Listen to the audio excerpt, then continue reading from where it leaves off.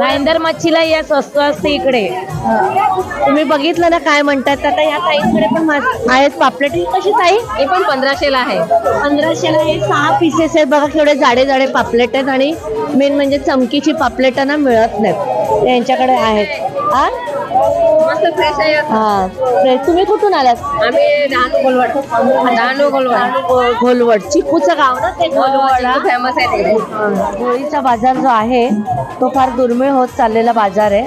मला हे 200 रुपयाला भरपूर बाजार म्हणजे भरपूर तुकड्या पडलेल्या आहेत.